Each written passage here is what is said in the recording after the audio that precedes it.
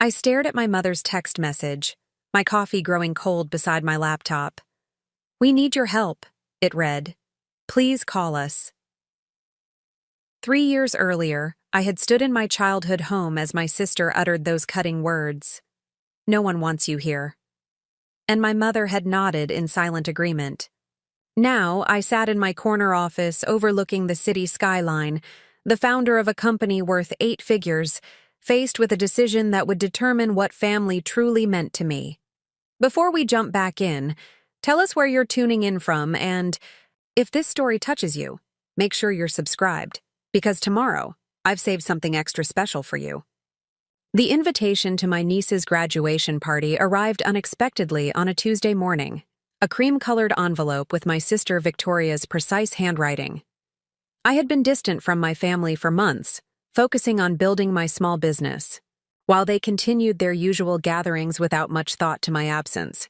Still, this invitation felt like an olive branch, a chance to reconnect with the people who had known me longest, if not always best. I spent more time than I'd like to admit choosing the right gift.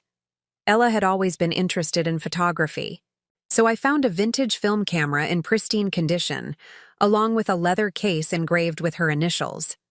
It was expensive, but I could finally afford such gestures after 2 years of relentless work building my marketing consultancy. I was proud of what I'd accomplished, going from a cramped apartment office to a team of 5 with clients across the country. The Sunday of the party arrived with perfect June weather, sunlight filtering through trees that lined my sister's suburban street. I parked between a Mercedes and a BMW. My brother-in-law Richard came from money and had done well in commercial real estate. My modest sedan, while new, looked out of place. I reminded myself that I wasn't there to compare financial standings, but to celebrate Ella's achievement and perhaps mend some family bridges. The front door was unlocked, voices and laughter flowing from the backyard. I made my way through the house, noting the new furniture, the updated kitchen. Success looked good on Victoria. It always had. As her younger sister, I had grown up in her shadow, watching as she effortlessly achieved everything our parents valued: prestigious college, successful husband, beautiful home, 2 well-behaved children. My path had been less linear, with false starts and changes in direction that my family had viewed with thinly veiled disappointment. "Look who finally showed up," Victoria said as I stepped onto the back patio. Her tone was light, but there was an edge to it that immediately put me on guard. Ella spotted me and rushed over, her graduation cap still perched on her head. "Aunt Claire, you made it!" Her genuine excitement eased some of my tension. "I wouldn't miss it," I said, handing her the carefully wrapped package. "Congratulations, sweetheart." My mother approached, offering a brief hug. "We thought you might be too busy with your little business," she said, the word little carrying more weight than it should have. "It's keeping me busy, but I'm managing," I replied, determined to maintain positivity. "We just signed 2 new clients last week." "That's nice, dear," she said dismissively. "Richard's firm just closed on that new development downtown." The mayor attended the ribbon cutting. And there it was, the familiar reminder that whatever I achieved would always be measured against Victoria and Richard's success. I swallowed my frustration and moved to greet other guests, many of whom were surprised to see me. "The prodigal daughter returns," my uncle remarked. Not unkindly, but with enough emphasis to suggest my attendance was unexpected. For the next hour, I made small talk, accepted backhanded compliments about finally settling down with a real job, and watched as Victoria held court, the perfect hostess in her perfect home. I reminded myself that I was there for Ella, focusing on her excitement about college in the fall. When it was time for cake, Richard called everyone together. He made a speech about Ella's accomplishments, Victoria's exceptional parenting, and their pride in the young woman their daughter had become. It was heartfelt and appropriate. Then he added, "And of course, we want to acknowledge our family who've joined us today. especially those who manage to fit us into their busy schedules. Several eyes turned toward me, and I felt my cheeks warm. The comment was unnecessary, pointed. I maintained my smile, refusing to show how much it stung. After the cake, I helped clean up, carrying plates to the kitchen where Victoria was loading the dishwasher. "You didn't need to bring such an expensive gift," she said without looking up. "It seems excessive." "I wanted to get her something special," I replied. "She's always loved photography."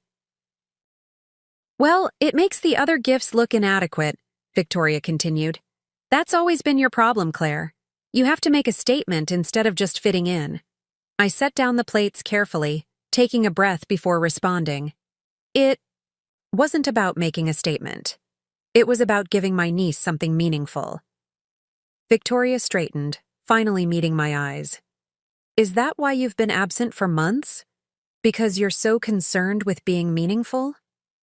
"I've been building a business, Victoria. It takes time and energy." "We all have demands on our time," she countered. "Richard works 60-hour weeks and still makes it to family dinners. Mom and Dad aren't getting any younger, you know." The guilt trip was familiar territory, but this time, something in me refused to accept it. My work matters to me. I'm creating something from nothing, without the advantages Richard had starting out. Victoria's eyes narrowed. There it is. Always the victim, always the one who had it harder. Poor Claire, fighting against the world while the rest of us had everything handed to us. "That's not what I said." "It's what you always imply," she interrupted. "Maybe if you had made better choices along the way, you wouldn't be struggling with your little business at 35. The condescension in her voice ignited something in me. Not just anger, but a sudden clarity. This dynamic wasn't new. It had defined our relationship since childhood. Victoria, the successful one, always knowing better. Me, the perpetual disappointment, never quite measuring up. "My business is doing well, actually," I said, keeping my voice level. "We've doubled our revenue this year." Victoria rolled her eyes. "Right. That's why you still drive that car and wear the same clothes you had 2 years ago." Meanwhile, Richard and I just bought a vacation property in Sedona. In that moment, I realized how completely Victoria defined success, by what could be displayed, compared, envied. The revelation was both illuminating and profoundly sad. "I'm investing back into the business," I explained, though I knew it wouldn't matter. "And honestly, I'm proud of what I've built, even if it doesn't impress you." "No one's asking you to impress us, Claire. We just want you to be realistic. This fantasy of being some big entrepreneur, it's getting old. Mom and Dad worry about your financial future. Maybe it's time to consider a real job with benefits and stability." I stared at her. This woman who shared my blood, but seemed incapable of seeing me as anything but a cautionary tale. "My business is real, Victoria. Just because it doesn't look like Richard's career doesn't make it a fantasy." She sighed, the sound heavy with exasperation. "This is why it's so exhausting having you around. Everything becomes a debate, a defense of your choices. No one wants to walk on eggshells during a celebration." The words hit me like physical blows. "Is that how you see me? As exhausting?" Victoria shrugged, turning back to the dishwasher. "I'm just saying what everyone thinks. Your constant need to prove yourself, to be different. It's draining. Sometimes, we just want a normal family gathering without your intensity." I stood there, speechless, as the implication of her words sank in. Before I could respond, my mother entered the kitchen, carrying more dishes. "Everything all right in here?" she asked, glancing between us. "Fine," Victoria said smoothly. "I was just suggesting that Claire might want to consider looking at more stable career options." My mother set down the dishes and turned to me, with a familiar expression, concern tinged with disappointment. "Your sister has a point, honey. This business venture was a good experience, but perhaps it's time to think about something more secure. My business is secure, I replied, my voice tighter than I intended. We're growing every quarter. Of course you are, my mother said, in that placating tone she'd used throughout my childhood whenever I expressed ambitions she found unrealistic. But wouldn't it be nice not to have all that pressure? Victoria never has to worry about whether her mortgage will be paid. Because Victoria married money, I said before I could stop myself. The kitchen went silent. Victoria's face flushed with anger. That's not fair, my mother said quietly. Your sister has worked very hard to build her life. And I haven't? I challenged, the accumulated frustrations of years breaking through my carefully maintained composure. Do you have any idea what it takes to start a business from nothing? To find clients, manage projects, handle finances, all without a safety net? No one said you haven't worked hard, my mother replied. We're just concerned about your future. No, I corrected her, a strange calm settling over me. You're concerned that my future doesn't look like what you envisioned. You're concerned that I didn't follow Victoria's path. You're concerned that I'm not meeting your definition of success. Victoria slammed a cabinet door. This is exactly what I meant. No one wants your defensive speeches, Claire.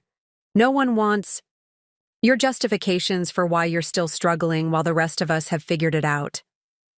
She looked directly at me, her expression cold. The truth is, no one wants you here if all you're going to do is make everything about your choices and your struggles. I waited for my mother to object, to say something in my defense. Instead, she looked down and nodded slightly, a silent endorsement of Victoria's assessment. The kitchen seemed to shrink around me, the air suddenly thick and difficult to breathe. In that moment, something fundamental shifted inside me. The need for their approval, their understanding, their validation. It didn't disappear, but it receded, replaced by something stronger. The absolute certainty that I deserved better than this. I see, I said, my voice steadier than I expected. Thank you for the clarity. I walked out of the kitchen, found Ella to say a quiet goodbye, and left without another word to Victoria or my mother. As I drove away from my sister's perfect house, I felt an equal measure of pain and liberation. They had finally said aloud what I had sensed for years. I didn't fit into their vision of family, of success, of acceptability. But instead of crushing me, the realization strengthened my resolve. If I didn't belong in their world, I would build my own. If they couldn't see my value, I would create success so undeniable that even they would have to acknowledge it. Not for their approval. I was finally ready to let go of that pursuit, but for my own vindication. By the time I reached my apartment, the pain had crystallized into determination. I opened my laptop and began working on the business plan I'd been considering for weeks, an expansion that felt risky but had tremendous potential. If no one in my family wanted me there, fine. I would go where I was wanted, into the future I was creating for myself, on my own terms. What I didn't realize then was that this painful rejection would become the catalyst for transforming not just my business, but my entire life. Preparing and narrating this story took us a lot of time, so if you are enjoying it, subscribe to our channel. It means a lot to us. Now back to the story. The following Monday, I arrived at my office earlier than usual. The modest space I rented in a converted warehouse building felt different somehow. No longer a stepping stone, but a foundation. The exposed brick walls and industrial windows that had once seemed charming but temporary now represented something else. A place entirely mine, built on my own terms. My team wouldn't arrive for another hour, giving me time to process the weekend's events and channel my emotions into productive action. I opened my laptop and reviewed the expansion plan I'd worked on late into the night after leaving Victoria's house. In the harsh light of morning, the strategy still held up. Ambitious, but achievable if I was willing to take calculated risks. My phone buzzed with a text from my mother. "We need to talk about yesterday. Call me when you can." I set the phone face down on my desk without responding. Any conversation now would only cycle through familiar patterns. Her gentle admonishments about my sensitivity, subtle suggestions that I should apologize for disrupting Ella's celebration, and inevitable comparisons to Victoria's more agreeable nature. I needed distance from that dynamic to focus on what mattered now. By the time my team arrived, Zoe, my first hire and now creative director, Marcus, our client relations manager, and twin brothers Devin and Dallas, our design specialists. I had mapped out a 6-month growth strategy that would require all of us to stretch beyond our comfort zones. "Good weekend?" Zoe asked, settling at her desk across from mine. "Illuminating," I replied, keeping my tone neutral. "Actually, I need to talk to everyone this morning. I've been thinking about our direction." An hour later, I had laid out my vision, expanding beyond our regional focus to pursue national clients, investing in advanced analytics capabilities, and possibly bringing on 2 new team members. It would require longer hours initially and reinvesting most of our profits, but the potential returns were substantial. "This is ambitious," Marcus said carefully. Always the pragmatist, he was already calculating the risks. We'd be competing against established agencies with more resources. "True," I acknowledged, "but we have something they don't: agility and personalized attention. We're not trying to be them, we're offering an alternative." Devin looked excited, already sketching concepts on his tablet. "We've been turning down interesting projects because they didn't fit our current model. This opens up possibilities." "It also increases our workload significantly," Zoe pointed out. "We're already maxed out most weeks." I nodded, appreciating their candid responses. I know I'm asking a lot. If anyone feels this isn't the right direction for them, I understand. But I believe we're capable of more than we've allowed ourselves to pursue. By the end of the discussion, the initial wariness had transformed into cautious enthusiasm. We weren't naive about the challenges ahead, but there was a collective energy that hadn't been present before, a sense of purpose beyond meeting the next deadline. As my team dispersed to their respective tasks, Marcus lingered behind. "What really happened this weekend?" he asked quietly. Having worked closely together for 2 years, he had developed an annoying ability to detect when personal issues were driving my professional decisions. I considered deflecting but opted for a simplified truth. Family reminded me why I started this business in the first place, to build something meaningful on my own terms. He studied me for a moment before nodding. "Just make sure we're expanding for the right reasons. Growing to prove something to others rarely leads to sustainable success." His words stayed with me throughout the day, prompting an uncomfortable question. Was I accelerating our growth primarily to prove my family wrong? Was this about business strategy or personal vindication? That evening, after everyone had left, I confronted this question honestly. There was undeniably an emotional component to my sudden urgency, the need to transform rejection into fuel. But beneath that reactive layer was something more substantial: genuine belief in our capabilities and a vision for what we could become if we stopped playing small. My phone displayed 3 missed calls from my mother and 1 from Victoria. I wasn't ready to engage with them yet, not until I had secured enough emotional distance to prevent falling back into established patterns. Instead, I called the one family member who had consistently supported my independent streak, my grandfather William, who had built his own construction business decades earlier. "About time you called," his gruff voice answered. "Your mother's been bending my ear about some blow-up at Ella's party."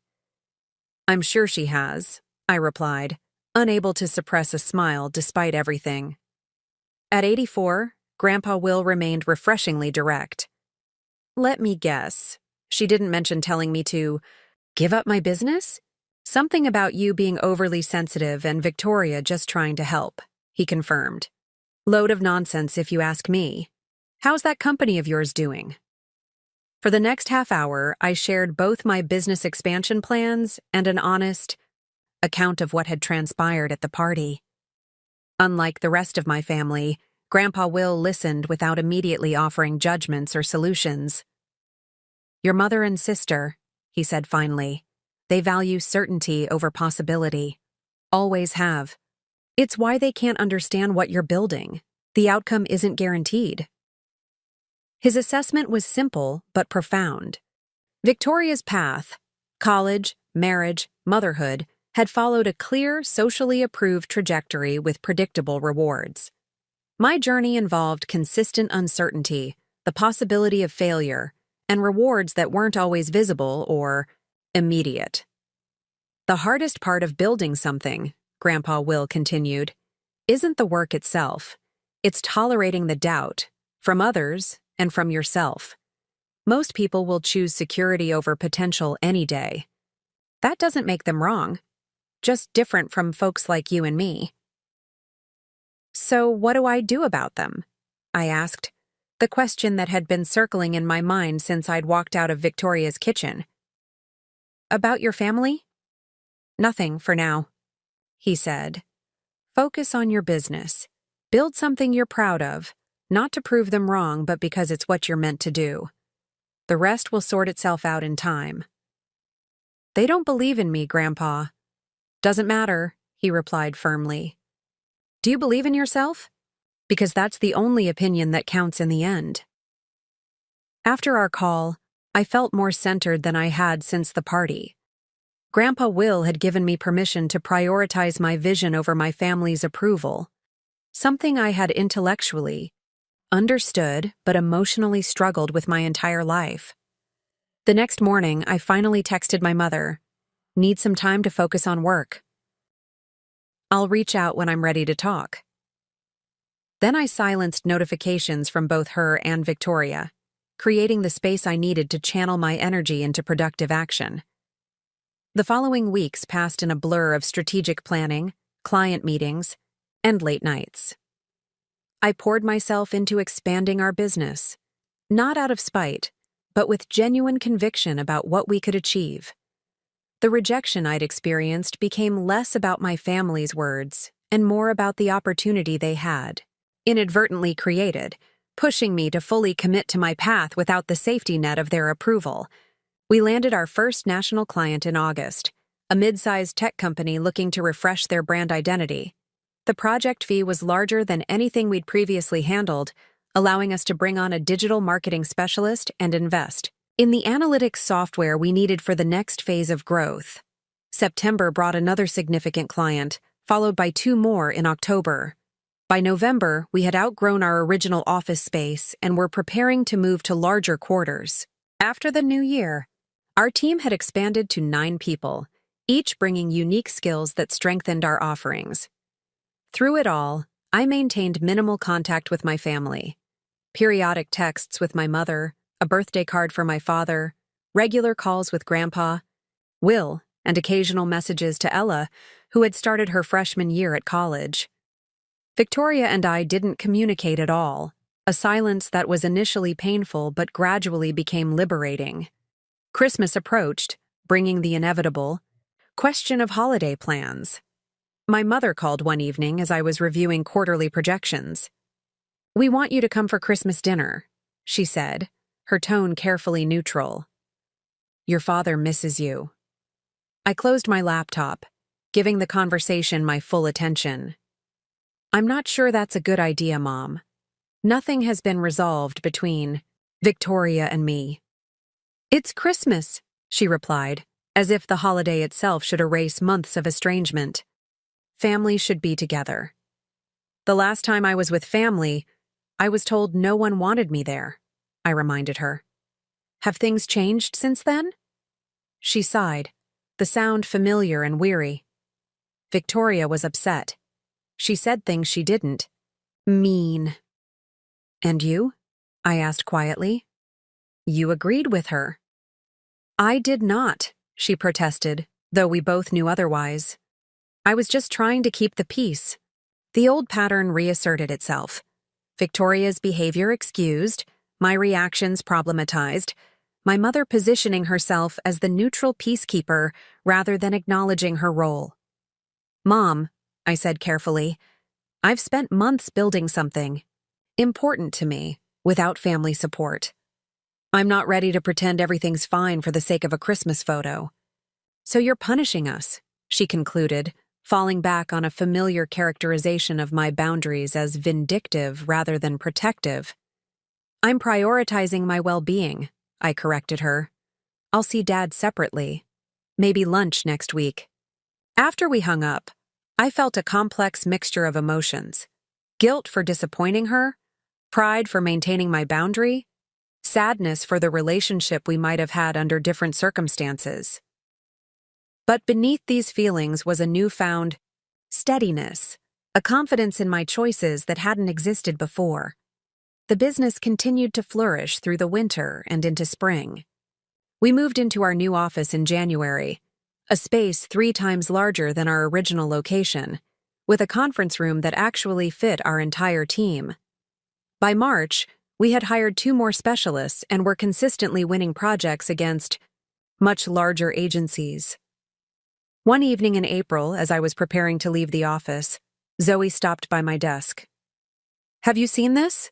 she asked, sliding a business magazine across my desk, open to a feature on regional entrepreneurs.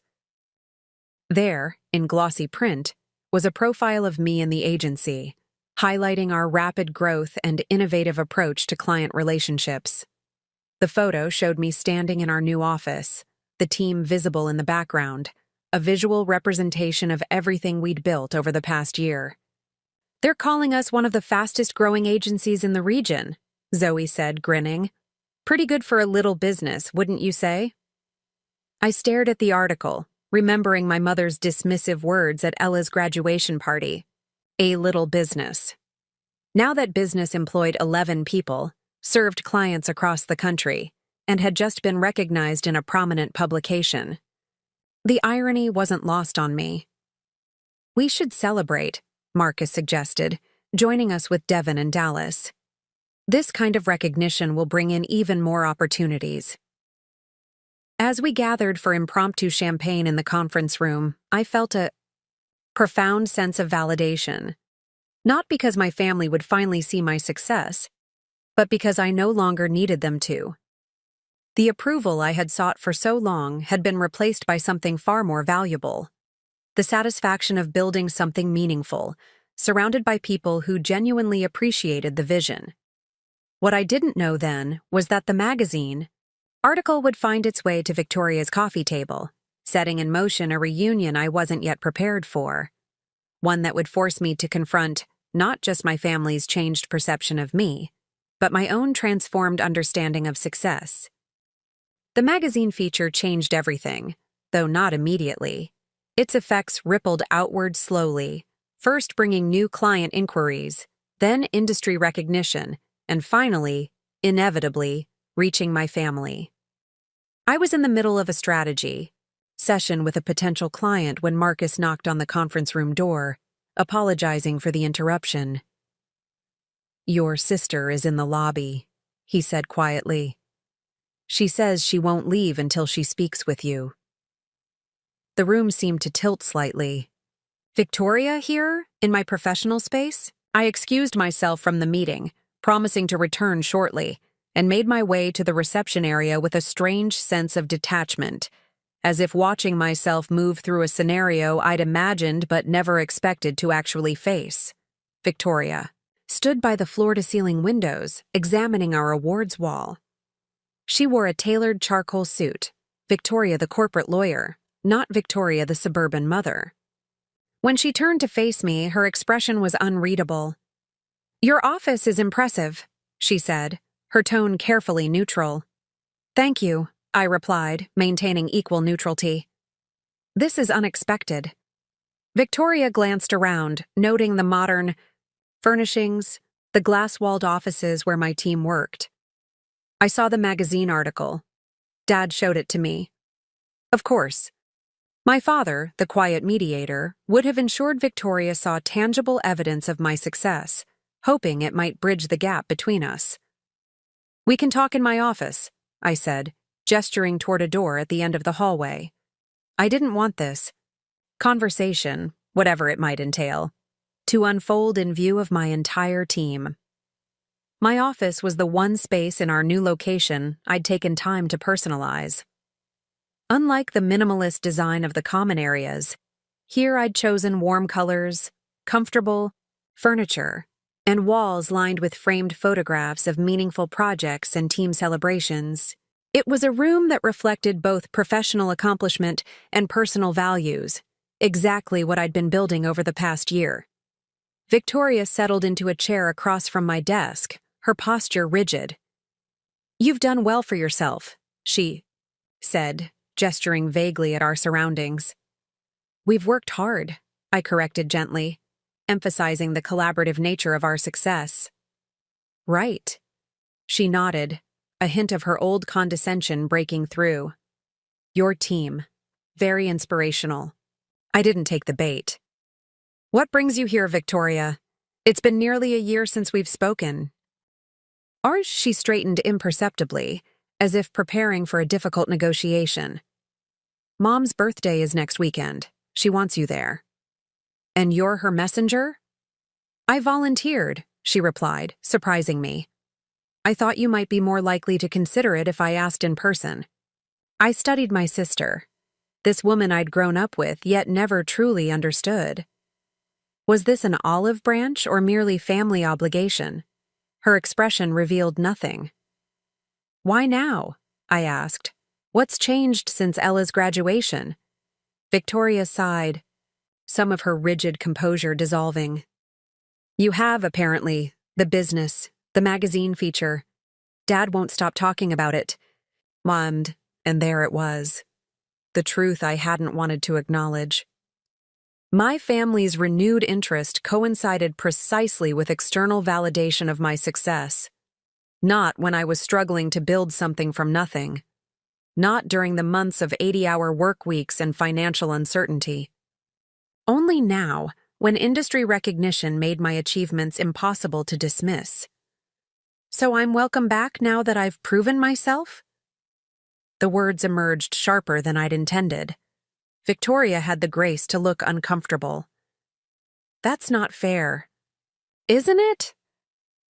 I leaned forward, the accumulated hurt of years finding its voice.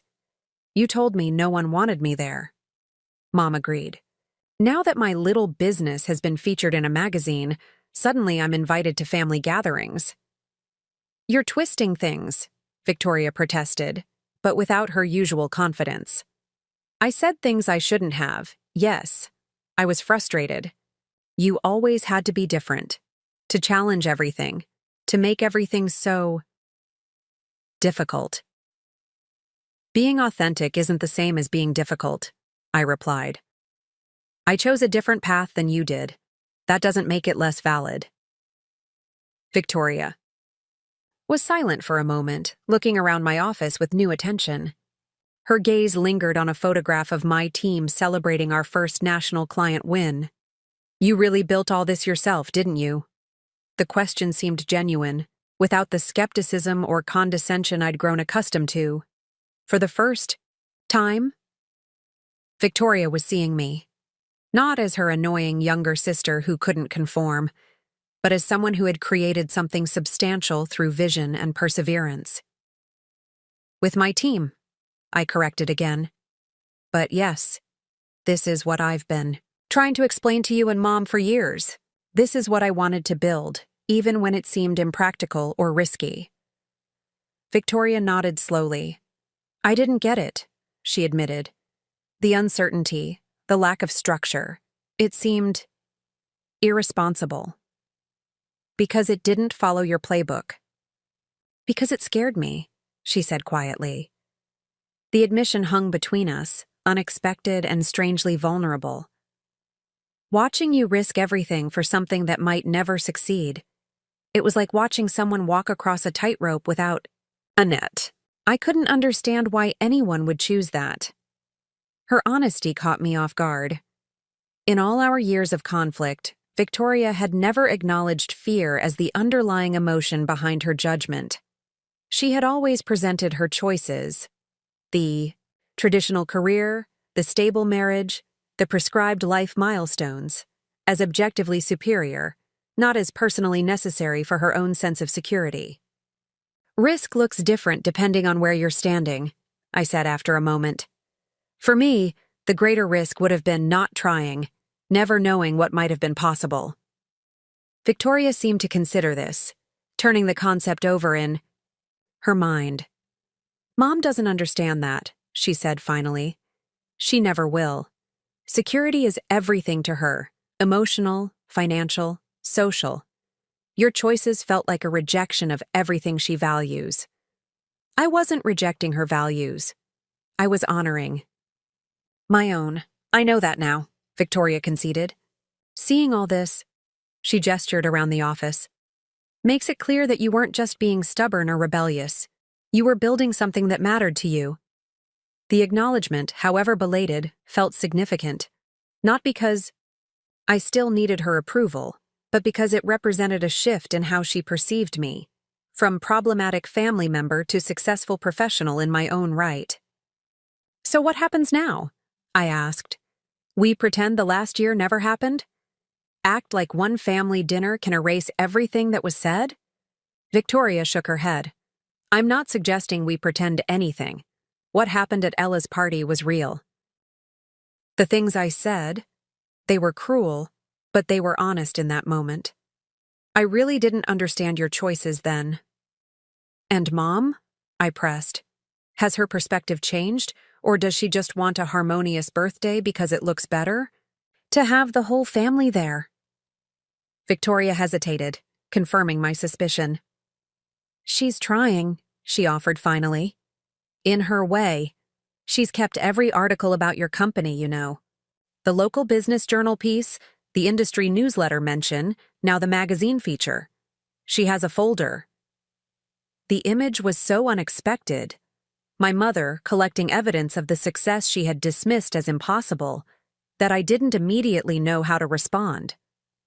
There was something both touching and troubling about it, as if my worth had to be externally validated before she could recognize it. That doesn't undo what happened, I said finally. No, Victoria agreed. It doesn't. But it might be a place to start. I looked at my sister, really looked at her, and saw something I hadn't noticed before. Beneath the polished exterior and practiced confidence was uncertainty, perhaps even regret. Victoria had always seemed so sure of herself, so convinced of her rightness, that I had never considered she might harbor doubts about the very certainties she had used to judge me. I need to think about it, I said honestly. Mom's birthday isn't just about her. It's about what kind of relationship we're all willing to build going forward. I'm not interested in conditional acceptance based on my financial success. Victoria nodded.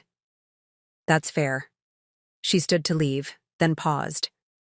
For what it's worth, I am sorry. Not just because you proved me wrong, but because I should have supported you regardless of whether your business succeeded or failed. The apology was unexpected and imperfect, still framing my choices in terms of their outcomes rather than their inherent value. But it was sincere. As Victoria left, I remained in my office, processing the conversation and its implications for the family dynamics that had shaped so much of my life. Later that evening, after my team had gone home, I called Grandpa Will. His perspective had guided me through the past year, and I needed his wisdom now more than ever. So Victoria came crawling back, he summarized after I recounted the visit. Now that you're in magazines, suddenly they're interested in having you around. That's what it feels like, I admitted. But she did apologize in her way. His skepticism was audible. The question isn't whether she's sorry, it's whether anything has fundamentally changed. Will they respect your choices even if the business hits hard times? Will they value your perspective even when it contradicts theirs? These were the essential questions, cutting through surface appearances to the core issues. The past year of separation from my family had been painful but clarifying. I had built a life aligned with my values, surrounded by people who respected my vision. Reintroducing family dynamics that had consistently undermined my confidence and questioned my judgment could threaten that hard-won equilibrium. "What would you do?" I asked him. "Doesn't matter what I'd do," he replied. "But I'll tell you this. Forgiveness isn't the same as forgetting. You can choose to re-establish a relationship without pretending the hurt never happened. You can set terms for how you're willing to be treated going forward." His words resonated deeply. The choice wasn't binary, complete estrangement or total reconciliation. There was a middle path where I could cautiously rebuild connections while maintaining the boundaries necessary for my well-being. "They'll test those boundaries," Grandpa Will warned, as if reading my thoughts. "Not maliciously, maybe, but out of habit. Old patterns die hard." "I know," I acknowledged. "But I'm stronger now. I've proven to myself what I'm capable of, even without their support or approval." "That's the real victory," he said quietly. "Not the magazine feature or the fancy office. The fact that you know your own worth now, regardless of whether they recognize it." After our call, I sat in my darkened apartment, considering the choices before me. The hurt inflicted at Ella's graduation party hadn't disappeared, but neither had the lifetime of shared history that preceded it. My mother's birthday presented an opportunity, not to erase the past, but to potentially begin writing a different future. I pulled out my phone and composed a text to Victoria. "Still thinking about Mom's birthday. If I come, we need to have an honest conversation first, all of us. No pretending, no dismissing what happened. Real acknowledgement and commitment to change." Her response came quickly. "I'll make it happen. Thank you for considering it." As I set down my phone, I realized that the choice to re-engage with my family wasn't about forgiveness or vindication. It was about determining whether relationships that had once diminished me could evolve into connections that honored the person I had become, successful not just by external metrics, but by the standard that mattered most: building a life authentic to my own values and vision. What I couldn't have anticipated was how this tentative reconciliation would be tested by an unexpected crisis, one that would reveal whether my family's renewed interest was truly about reconnection or merely a response to my newfound success. 3 days before my mother's birthday, I found myself sitting in the sunroom of my parents' house, surrounded by the people who had both shaped and wounded me. The afternoon light filtered through sheer curtains, casting gentle shadows across familiar furniture. Nothing had changed in this space since I'd last visited. The same floral upholstery, the same carefully arranged family photos, the same sense of ordered domesticity my mother had always prized. Yet everything had changed, including me. My father sat beside my mother on the love seat, his hand occasionally patting hers in a gesture of reassurance. Victoria perched on an armchair across from me, her posture perfect but her fingers fidgeting with her watch strap, a rare tell of nervousness. Grandpa Will had insisted on attending as well, positioning his wheelchair slightly behind my chair like a silent guardian. "I appreciate everyone agreeing to this conversation," I began, my voice steadier than I had expected. "Before we discuss Mom's birthday celebration, we need to address what happened last year and what needs to change going forward." My mother shifted uncomfortably. "Claire, perhaps we could focus on moving forward rather than dwelling on—" "That's exactly what we're not going to do," I interrupted gently but firmly. "Pretending problems don't exist doesn't solve them. It just guarantees they'll resurface later." My father cleared his throat. "Your mother and I want to repair our relationship with you. We've missed you this past year." "I've missed aspects of our relationship too," I acknowledged, "but I haven't missed feeling judged, Dismissed? Or devalued because my choices are different from what you expected? Victoria looked up from her watch. I've already apologized for what I said at Ella's party. You have, I agreed. And I appreciate that. But this isn't just about one incident or one hurtful comment. It's about a pattern that's existed for as long as I can remember, where my decisions are questioned, my ambitions are treated as unrealistic, and my success is measured against standards that aren't my own. The room fell silent. My mother glanced at my father, a familiar wordless communication passing between them. We've always wanted what's best for you, my mother finally said, her voice small. We worried about your security, your future. I understand that, I replied. But there's a difference between concern and control, between offering guidance and imposing expectations. When you dismissed my business as a little venture that would never provide stability, that wasn't concern. It was judgment based on a limited definition of success. My father leaned forward. Your business has clearly thrived, Claire. We couldn't be prouder of what you've accomplished. His words, though well-intentioned, highlighted the core issue. That's part of the problem, Dad. Would you be proud if the business had remained small but fulfilled me? Would you be proud if I'd chosen a completely different path that made me happy, but didn't result in magazine features and financial success?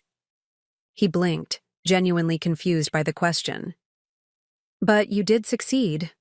Why talk about hypotheticals? Grandpa Will chuckled behind me, a dry sound without humor. And there it is. The success justifies the journey, regardless of how you treated her along the way. My mother bristled. That's not fair, Dad.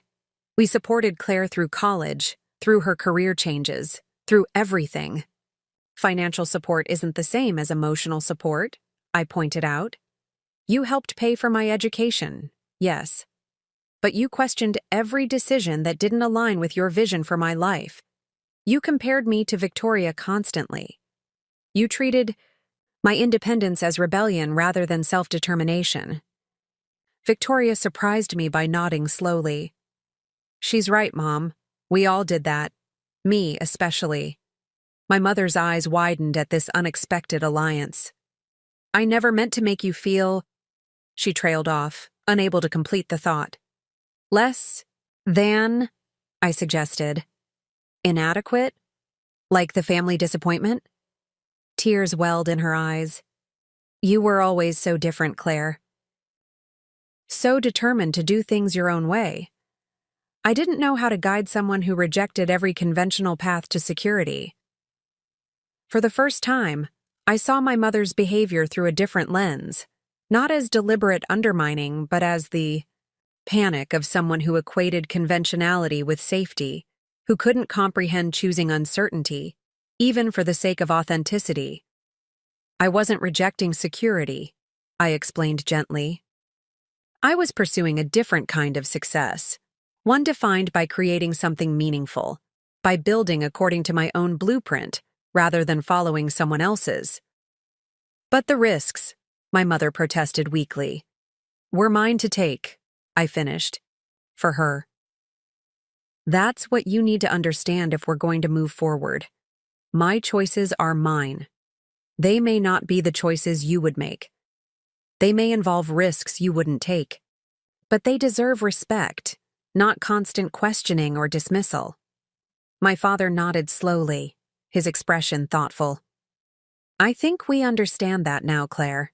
Seeing what you've built, it's made us reconsider some assumptions.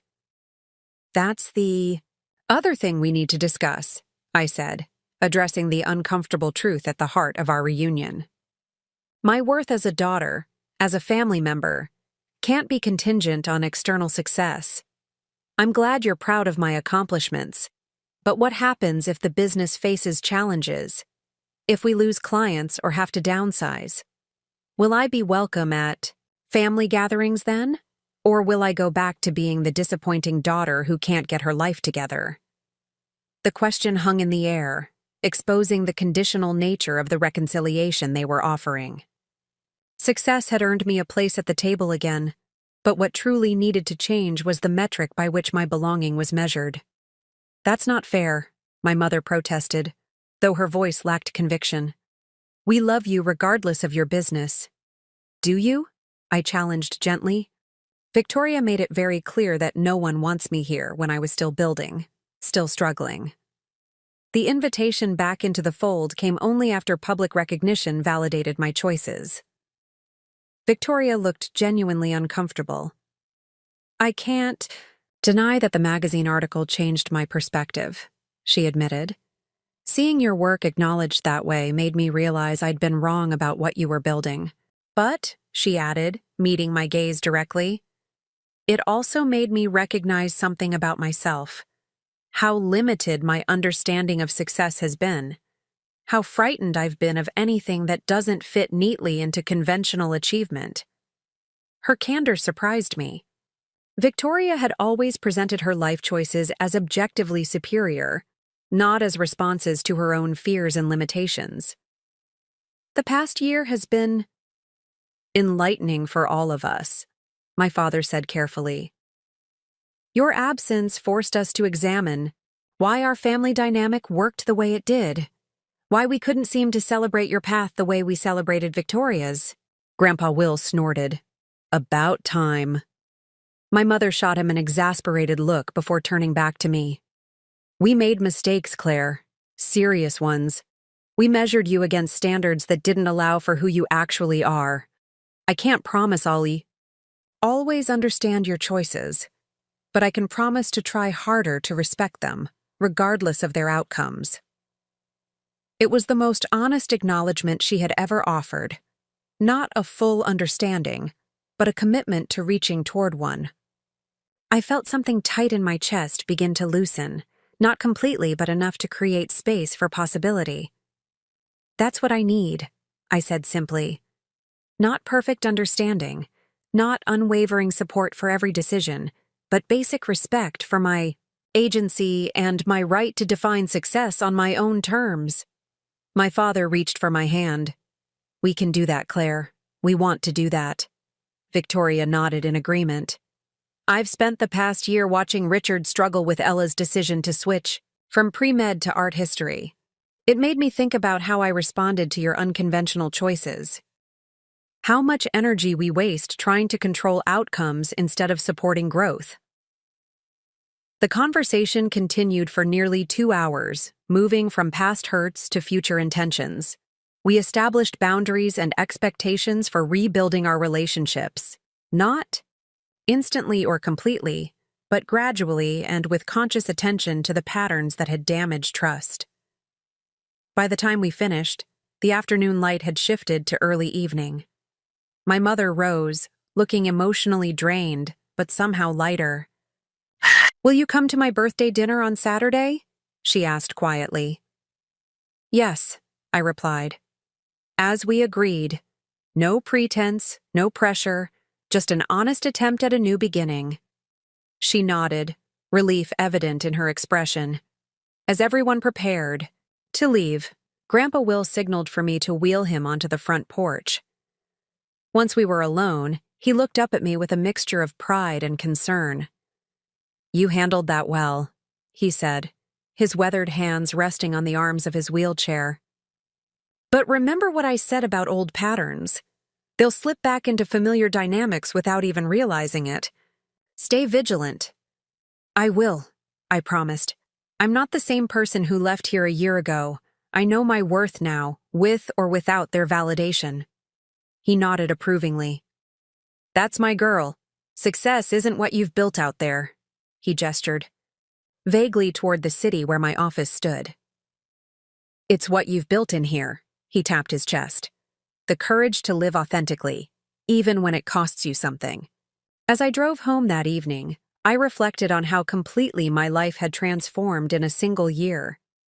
From the painful rejection at Ella's graduation to the tentative reconciliation in my parents' sunroom, the journey had been less about proving my family wrong and more about proving myself right, about the possibilities that open when you honor your own vision despite others' doubts.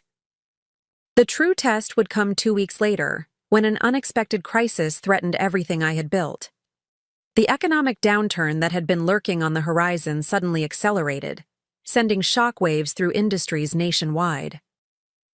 Two of our largest clients froze their marketing budgets indefinitely, while a third canceled their contract outright, citing internal restructuring. Within a single week, we lost nearly 40% of our projected annual revenue. The expansion plans we'd been developing had to be immediately shelved. Worse, if we couldn't secure new clients quickly, we faced the possibility of layoffs, dismantling the exceptional team we'd so carefully assembled. As I sat in my office late one evening, reviewing contingency plans and budget projections, my phone rang. It was my mother. "Your father and I just heard about the economic situation," she said without preamble. "We're worried about how it might affect your business." My stomach tightened. Here it was, the test Grandpa Will had warned about. Would my family's renewed respect disappear at the first sign of struggle? Would they view this setback as confirmation of their original doubts about my path? "It's challenging," I admitted, deciding to be forthright rather than defensive. "We've lost some significant contracts. We're having to recalibrate our plans." A pause, then, "What can we do to help?" The question was so unexpected that for a moment I couldn't respond. No suggestions to find a real job with more security. No reminders about the risks I had chosen to take. Just a simple offer of support. "Actually," I said carefully, "Dad's connections in the manufacturing sector might be valuable right now.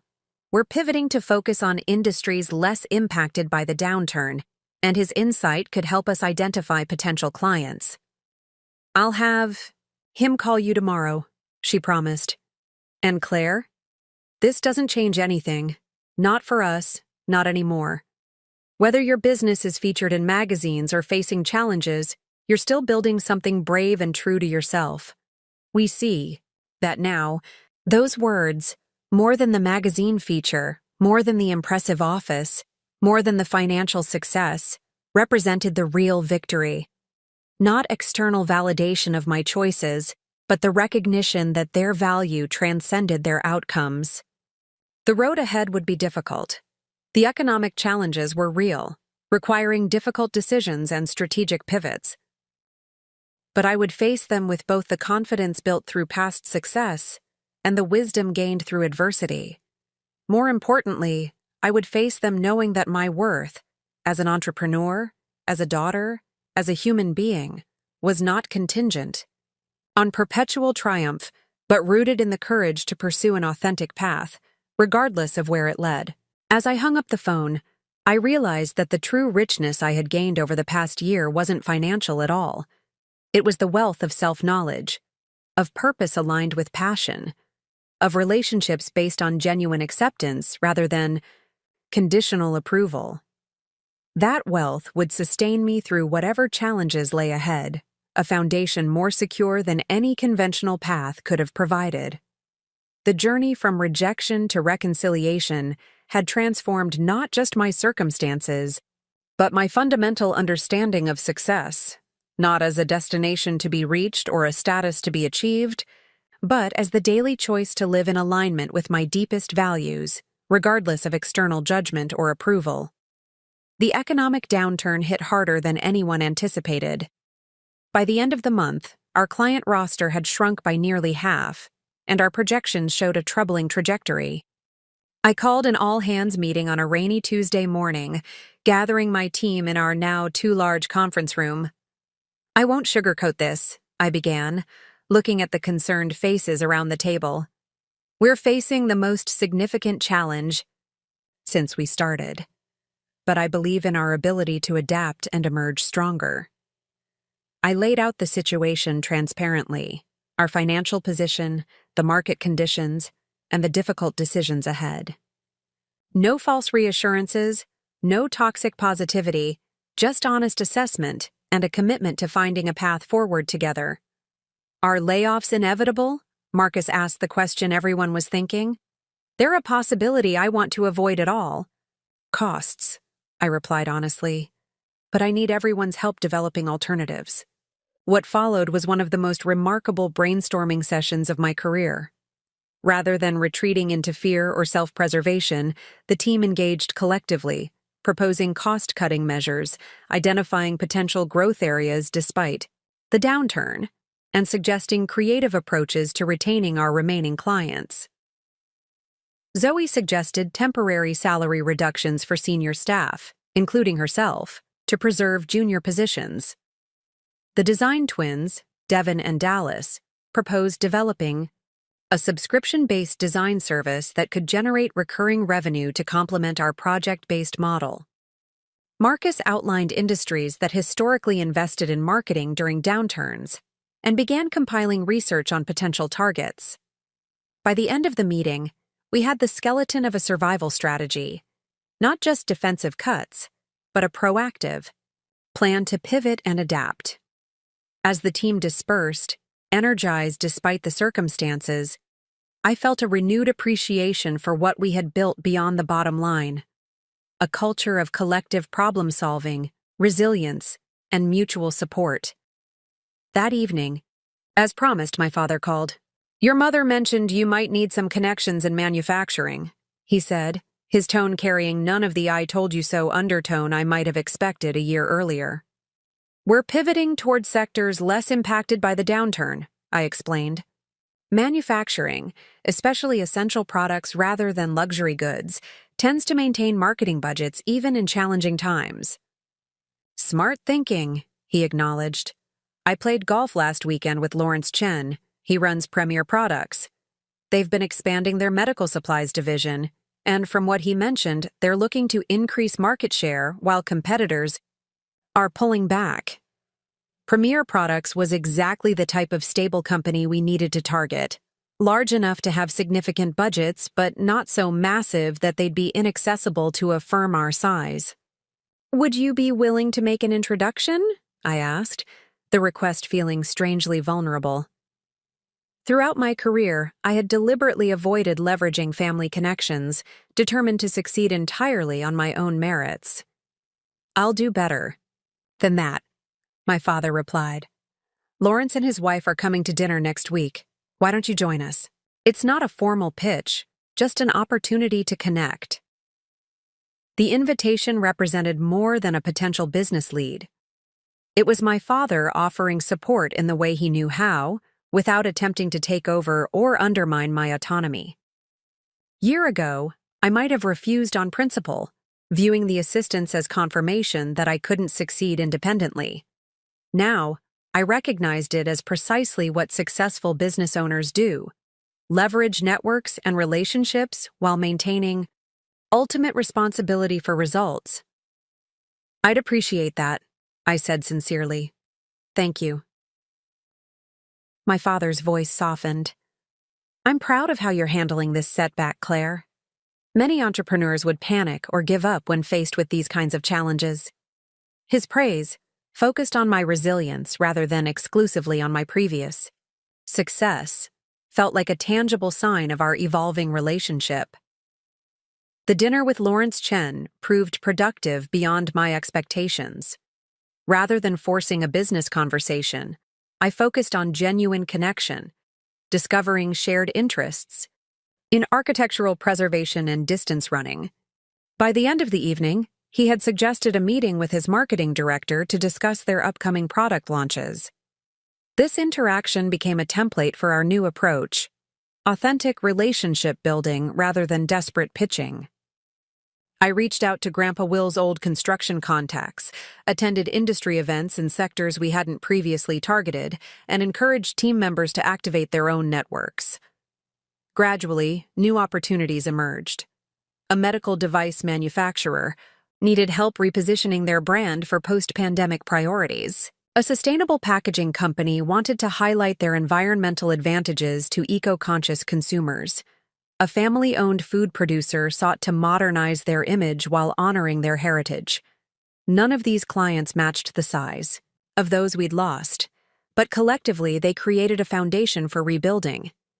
More importantly, they represented a more diverse portfolio, reducing our vulnerability to sector-specific downturns in the future. The internal changes proved equally significant. We sublet half our office space to a compatible startup, immediately reducing our overhead while creating potential collaboration opportunities. Senior team members voluntarily reduced their salaries, temporarily demonstrating a commitment to preserving jobs that strengthened our collective resolve. Most significantly, we launched a streamlined service package specifically designed for businesses navigating uncertainty, focused on essential brand maintenance rather than comprehensive campaigns, priced accessibly, and structured to evolve. As clients' situations improved, this offering emerged from necessity but revealed a previously unrecognized market niche. Many businesses needed strategic marketing support during the downturn, but couldn't commit to traditional agency engagements. Our flexible approach resonated particularly with mid-sized companies navigating similar challenges to our own. 3 months into the crisis, we reached a stabilization point. Not thriving yet, but no longer in imminent danger. We had preserved every job, though with reduced hours for some positions.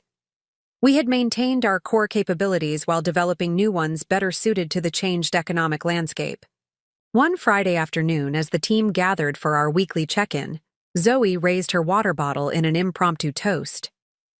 "To Claire," she said, "who could have retreated into the CEO office during this storm, but instead invited us all into the navigation room." The sentiment caught me off guard, bringing unexpected emotion to the surface. "This was never about me weathering the crisis alone," I managed. "It's about the collective resilience we've built together." Marcus nodded thoughtfully. "You know, when we were featured in that magazine last year, they focused on our rapid growth and impressive client roster. Maybe the real story worth telling is this one: how we adapted when everything we'd built was threatened." His observation resonated deeply. The magazine feature had captured a moment of external success, but our response to adversity revealed something more meaningful about our organizational character and values. The growth had been impressive, but the resilience was transformative. That weekend, I drove to my parents' house for a casual family dinner, a new monthly tradition established. Since our reconciliation, Victoria and Richard would be there with their children, along with Grandpa Will and a few close friends. As I pulled into the driveway, I felt a lightness that had been absent from previous family gatherings. The prospect of spending an evening with my family no longer evoked anxiety about measuring up or defending my choices. The conditional approval that had characterized our relationships for so long had been replaced by something approaching genuine acceptance. Victoria greeted me at the door, her usual polished appearance slightly disheveled. "Fair warning," she whispered as she hugged me. "Richard's been stressed about work, the downturn's affecting his development projects." A year ago, this information would have been delivered differently, as evidence of the risks I had taken in choosing an entrepreneurial path, or as a reminder of Richard's important position in the commercial real estate world. Now, it was simply context about their current challenges, offered without judgment or comparison. Inside, Richard was uncharacteristically subdued, his typical confidence noticeably diminished. During dinner, he mentioned potential delays in the downtown project he'd been developing, the financing suddenly uncertain in the changing economic climate. "It's temporary," he assured everyone, though his expression betrayed deeper concern. "The fundamentals are strong. We just need to weather this adjustment period."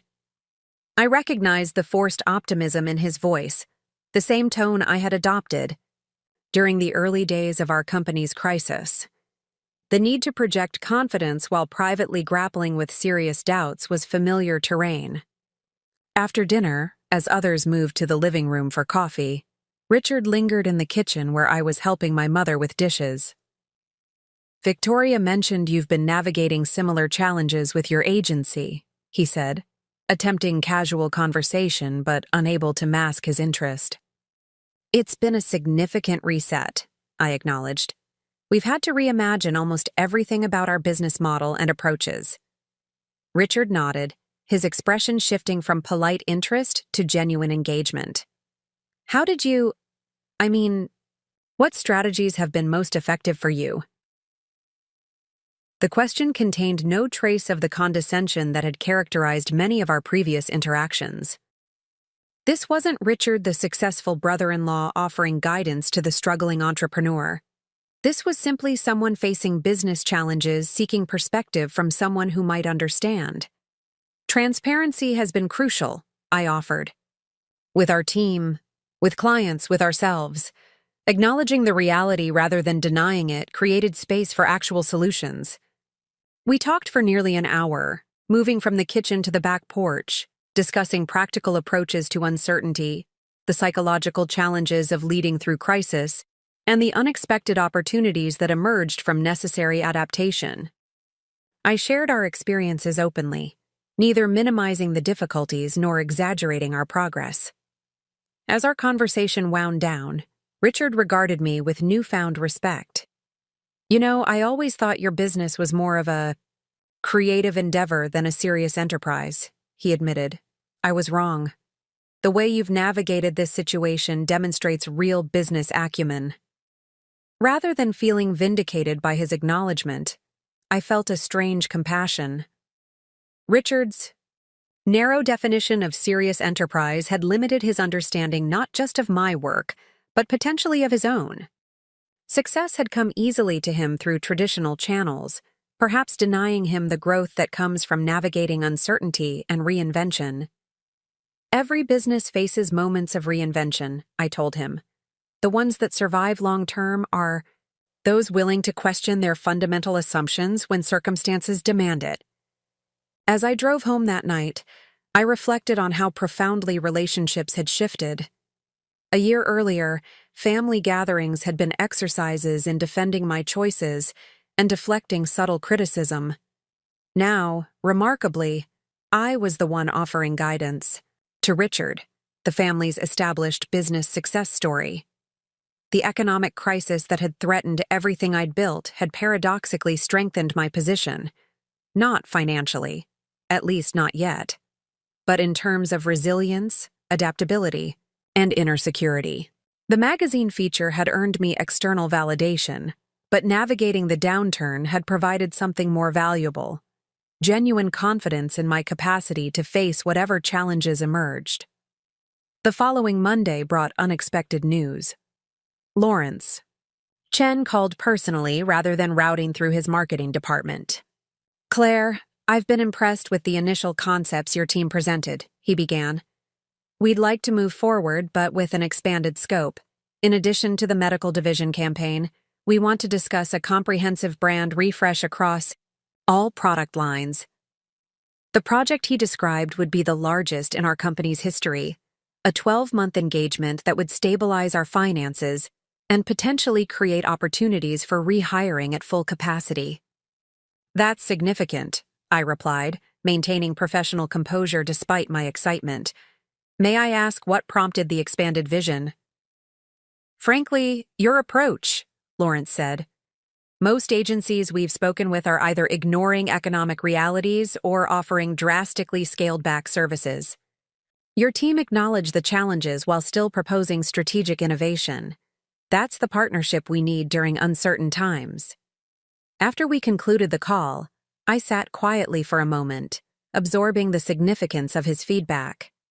The very constraints that had initially seemed like setbacks, the need to adapt our services, recalibrate our approaches, embrace rather than deny uncertainty, had become our competitive advantage. I gathered the team to share the news, watching their expressions shift from cautious optimism to genuine celebration as I outlined the scope of the Premier Products engagement. This wasn't just a financial lifeline. It was validation of our collective approach to the crisis. This doesn't solve everything, I cautioned, not wanting to create false security. We still need to maintain our diversification strategy and continue developing our streamlined service package for smaller clients. But it creates breathing room to execute our rebuilding plan from a position of greater stability. As the team dispersed, energized by the development, Zoe lingered behind. "You know what this means, don't you?" she asked with a knowing smile. "Beyond the obvious financial implications?" I replied. "It means the story isn't successful company faces setback," she said. "It's company transforms challenge into opportunity." That's a much more compelling narrative for potential clients, for the industry, and for ourselves. She was right. The arc of our story had shifted from simple success followed by struggle to something more nuanced and ultimately more meaningful. The capacity to maintain core values while adapting to changed circumstances, to find opportunity within constraint, to emerge not just intact, but evolved. That evening, I called Grandpa Will to share the premier product's development. After expressing genuine pleasure at the news, he offered the perspective that had guided me throughout the journey. "Remember, Claire, the real measure of what you've built isn't the size of the contracts or the profile of the clients. It's the integrity of the process, creating work that matters in a way that honors your values, regardless of external circumstances." His words crystallized what I had been gradually learning through both success and adversity. True wealth wasn't measured in magazine features or revenue milestones, but in the capacity to navigate life's inevitable fluctuations without compromising essential principles. The path ahead remained uncertain. The economic climate continued to present challenges, and the rebuilt business would differ from what we had initially envisioned. But that uncertainty no longer felt threatening. It had become simply the context within which we exercised our creativity, resilience, and commitment to meaningful work. The rejection I had experienced at Ella's graduation party, painful as it had been, had ultimately catalyzed not just professional success but personal liberation. In walking away from conditional acceptance, I had created space to develop unconditional self-respect. In building a business aligned with my values, I had attracted both clients and team members who shared those values. In navigating crisis, without abandoning core principles, I had demonstrated the sustainable power of authentic leadership. As I reviewed the Premier Products proposal one final time before sending it, I noticed a quote we had included on the cover page, words I had first heard from Grandpa Will and had since adopted as an unofficial company philosophy. "Success isn't about avoiding storms, it's about learning to dance in the rain." The coming months would bring their own challenges and triumphs. But whatever emerged, I would face it from a position of internal security that no external circumstance, rejection or acclaim, struggle or success, could fundamentally shake. That security, more than any financial achievement or professional recognition, represented true wealth. 6 months after securing the Premier Products contract, our agency had not only stabilized, but begun to thrive in ways I couldn't have anticipated during the economic downturn. The comprehensive brand refresh had expanded to include digital transformation initiatives across their entire product ecosystem, requiring us to develop new capabilities and bring on specialized talent. More significantly, our experience navigating uncertainty had become our most compelling selling point. Companies facing similar challenges sought partners who understood adaptation rather than merely growth. Our case studies now highlighted resilience alongside results, demonstrating how strategic pivots could create unexpected opportunities even in constraining circumstances. One Wednesday morning, as I reviewed quarterly projections with Marcus, my assistant interrupted with an unusual message. "There's a woman from Vantage Media in the lobby," she said. "Catherine Reynolds. She doesn't have an appointment, but says it's important." The name registered immediately. Catherine Reynolds was the founder and CEO of Vantage Media, one of the largest marketing conglomerates in the country. They owned dozens of agencies across multiple specialties, with offices in major cities worldwide. What could possibly bring her to our doorstep unannounced? "I'll meet her in the main conference room," I replied, exchanging a puzzled glance with Marcus. Catherine Reynolds was a striking figure, tall, impeccably dressed, with the confident bearing of someone accustomed to commanding attention. As I entered, she rose to greet me with a firm handshake and direct gaze. "Thank you for seeing me without notice," she began. "I prefer initial conversations without the formality of scheduled meetings. It reveals more about an organization's authentic culture." Her straightforwardness was refreshing, if somewhat intimidating. "I'm intrigued by the unorthodox approach," I admitted. "What brings you to our agency?" Catherine smiled slightly. "Two things: the Premier Products campaign and your team's response to the economic downturn. Both demonstrated something increasingly rare in our industry: adaptive intelligence combined with principled execution." She placed a folder on the conference table. "Vantage has been monitoring your work for the past year. Initially, we were impressed by your growth trajectory. But honestly, your response to adversity interested us more than your previous success. The revelation that we had been on Vantage's radar was surprising enough. That they valued our crisis management over our growth metrics was even more unexpected. I appreciate the recognition," I said carefully, "but I'm still not clear on your purpose today." Catherine nodded appreciatively at my directness. "Vantage is interested in acquiring your agency." The statement hung in the air, simultaneously flattering and unsettling. Acquisition by a major holding company represented validation of what we'd built, potentially securing our financial future and expanding our capabilities. It also threatened the independent culture and decision-making autonomy that had allowed us to navigate challenges so effectively. "I imagine you have questions and concerns," Catherine continued. "Let me outline our approach. Vantage doesn't absorb agencies into a homogeneous structure. We maintain their distinct identities and leadership while providing resources, infrastructure, and cross-network opportunities." She proceeded to describe financial terms that exceeded anything I might have imagined: an upfront payment that would create significant wealth for me and key team members, followed by earn-out incentives tied to continued growth.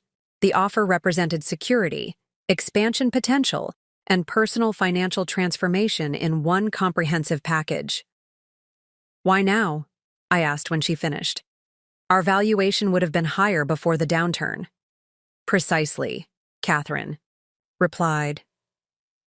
"Before the downturn, you were one of many growing independent agencies with impressive client rosters.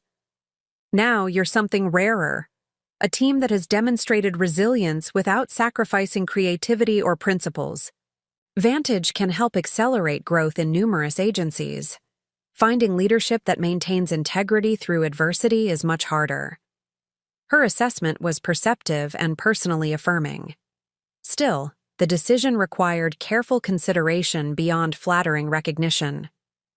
"I appreciate the offer and your clear articulation of Vantage's interest," I said. "This obviously requires thoughtful evaluation and discussion with my leadership team. How soon do you need a response?" "Take 2 weeks," Catherine suggested, standing to leave.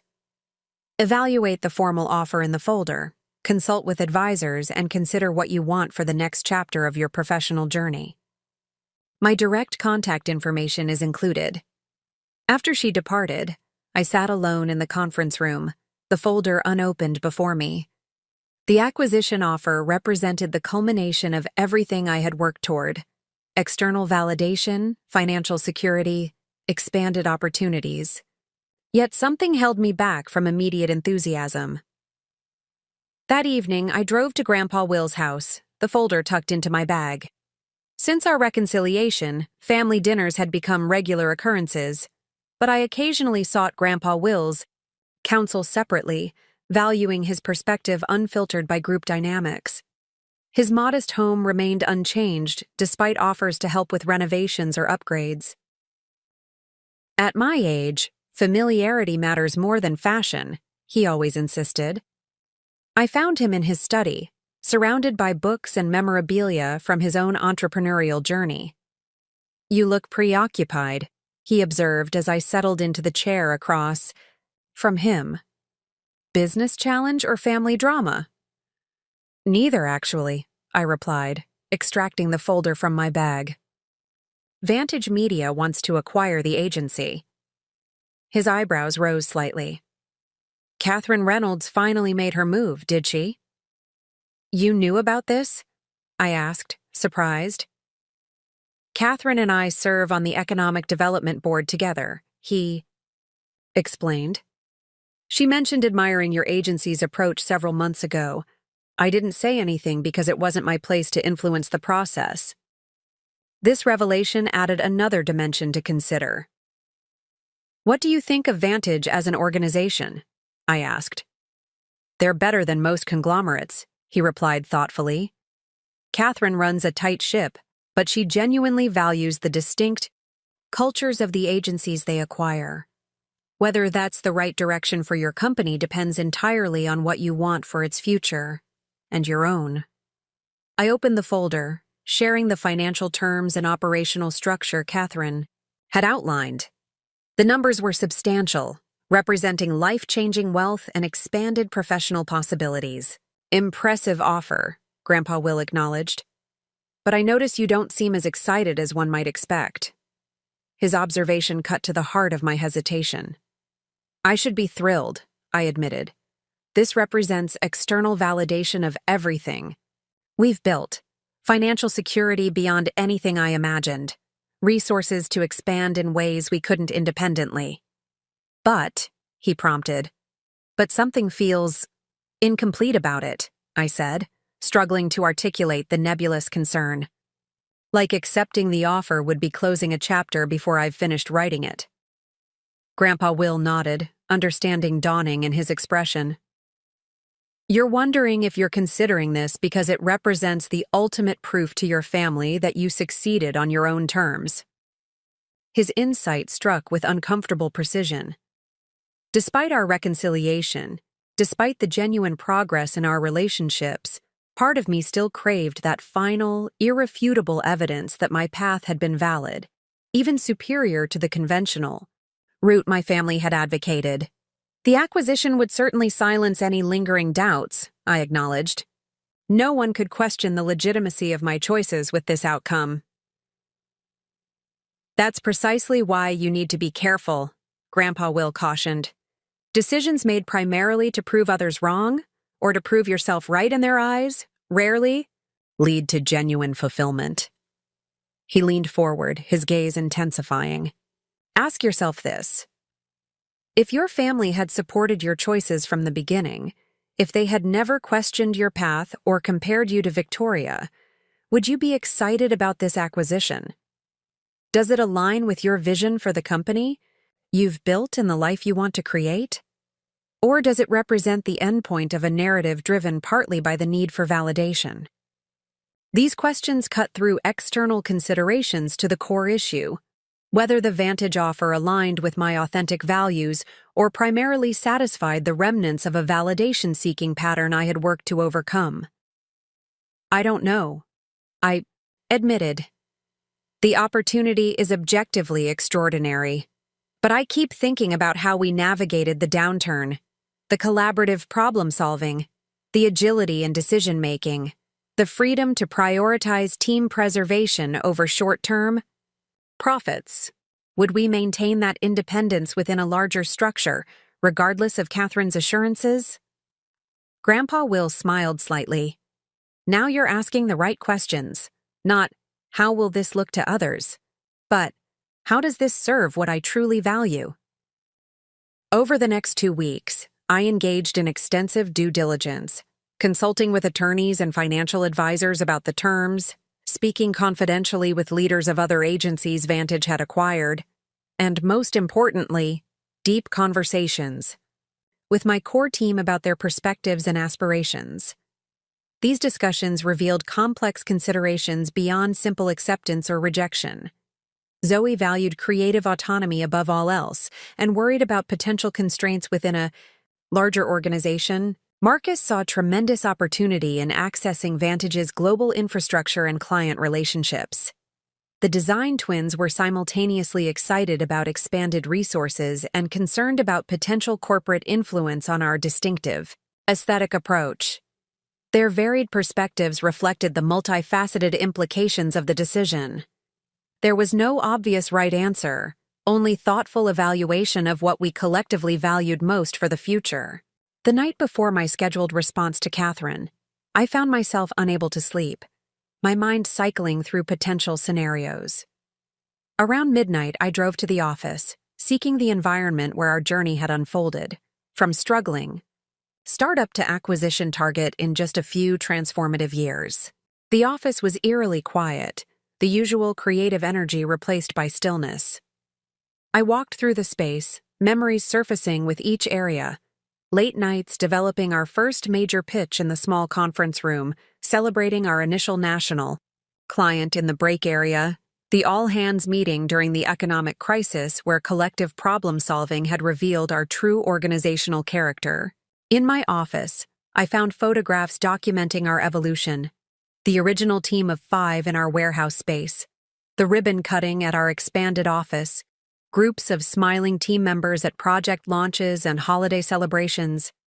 These images told a story beyond growth metrics or client acquisitions, a narrative about creating a community united by shared values and creative purpose.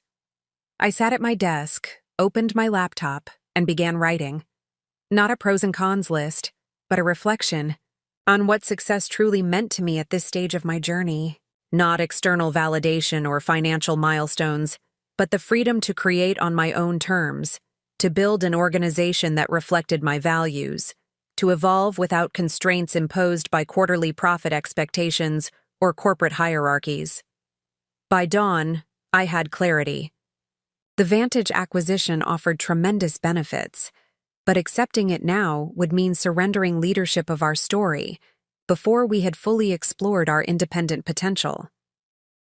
The economic crisis had not derailed our journey, but rather revealed new possibilities we were just beginning to develop.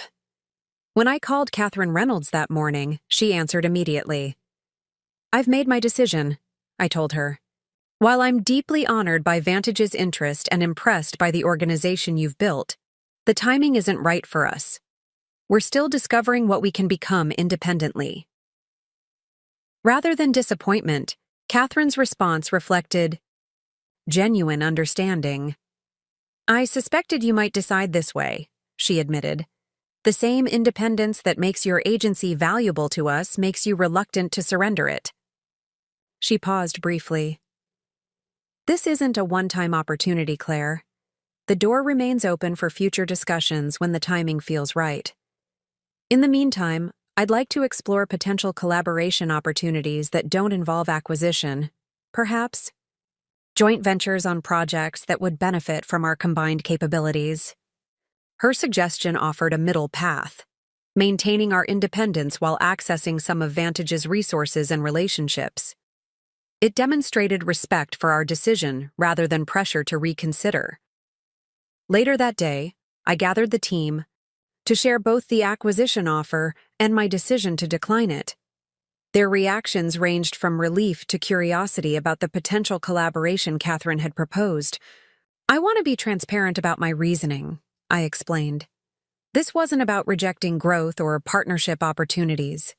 It was about recognizing that our independent journey still has important chapters to unfold. The economic crisis didn't interrupt our story. It revealed aspects of our collective capability we're just beginning to understand and develop." As the discussion evolved into brainstorming about future directions and potential Vantage collaborations, I felt profound certainty in the decision. The acquisition would have represented an impressive outcome in conventional terms, particularly in proving my family's doubts unfounded. But it would have been an ending rather than an evolution, a period rather than a comma in our organizational narrative. That weekend at my parents' home, the family gathered for my father's birthday celebration. As we settled in the living room after dinner, my mother mentioned seeing Catherine Reynolds at a charity function. "She spoke very highly of you," my mother reported with evident pride. "Said you were one of the most impressive young entrepreneurs she'd encountered." A year earlier, this secondhand validation from a respected business figure would have meant everything to me. External confirmation of my legitimacy in terms my family would value. Now, while pleasant, it felt incidental to my own assessment of our journey and potential. Catherine made an acquisition offer, I shared casually, observing their reactions. Surprise flickered across my parents' faces, while Victoria's eyebrows rose slightly. "That's extraordinary," my father remarked.